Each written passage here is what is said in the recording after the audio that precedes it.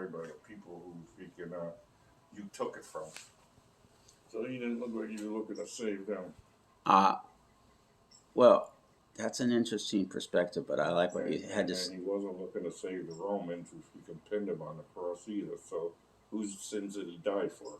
It makes no sense.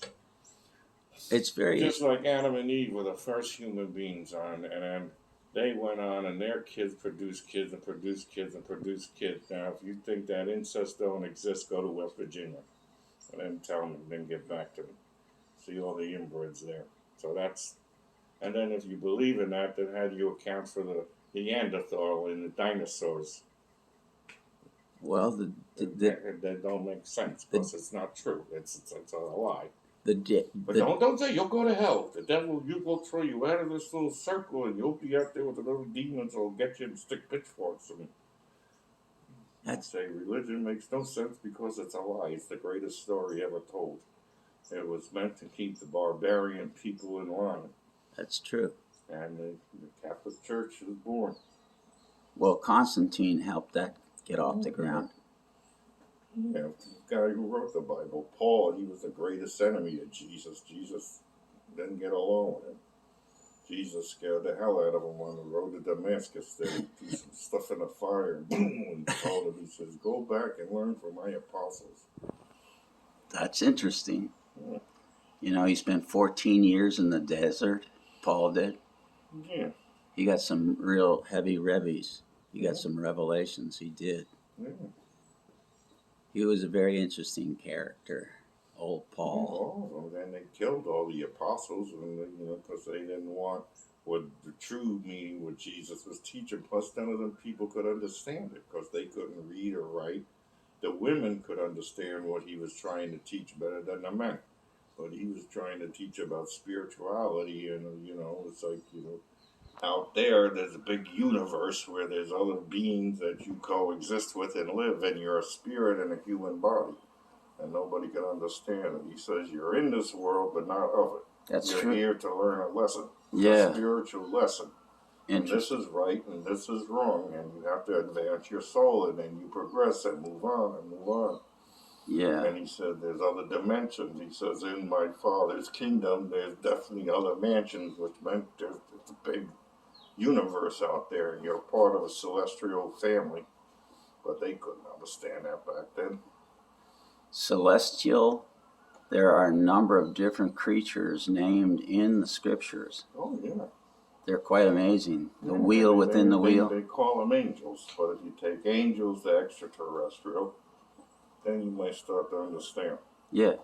And Jesus' real father was Archangel Gabriel, and his stepfather was Joseph, and his mother is Mary. That's why Gabriel is always mentioned in the Bible with the story of Jesus. Interesting.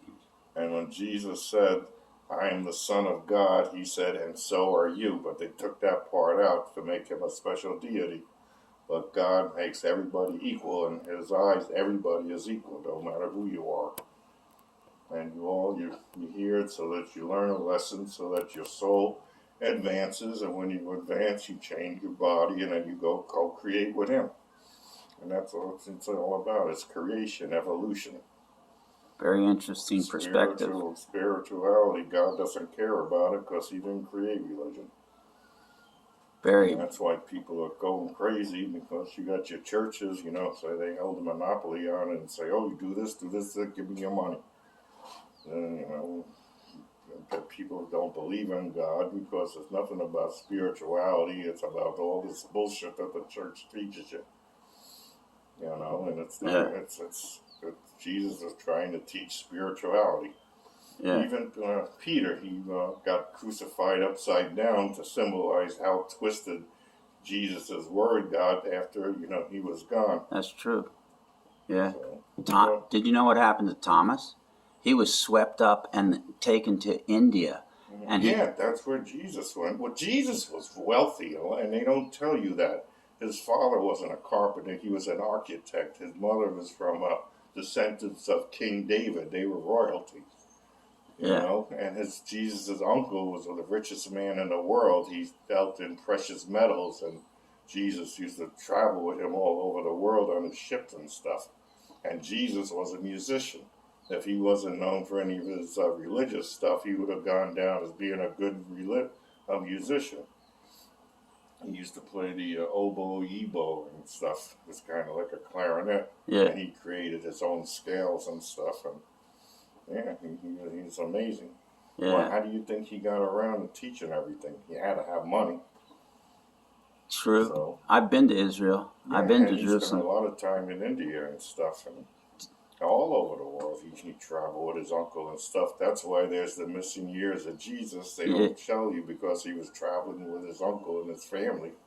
They went to Egypt, and when they went to Egypt, they lived in the best houses because his mother was royalty, and he had 2 older brothers, 2 older sisters from his father, because Joseph was a widower. But they were old, and the sisters were already married, but his brother James was still with them. And, they don't teach you all that stuff. Yeah. They want you to think that Jesus was just a poor shepherd and stuff, and it's not true. That's interesting. You got a very interesting perspective, John. Yeah, well, the records they could trace the records all the way back to Jesus' time to show that his father was a business owner. Yeah. He worked with his father. He was an architect. Yeah. Well, he did come up from the grave. He was raised from the dead. Mm-hmm. And he was raised from the dead for a reason and a purpose. Because he had to go into the bowels of the earth and take the keys that had been stolen in the garden. Mm-hmm. Satan came as a snake. He was a crafty snake of an oil snake salesman. I wrote a children's book about this. I'll get you a copy. Yeah, I was looking at your other stuff with the giraffes and stuff. Yeah, that's my children's book. Mm. Yeah. Yeah, we'll talk more as soon as the Bluebird taxi comes and picks me up. Yeah, hopefully it's today. Oh, they will. There was a poor woman waiting at my place from 9 o'clock last night to at least 1 o'clock, 1:30 in the morning, and then she disappeared. So. Yeah. Well, we'll see what happens. All right, everybody, good night.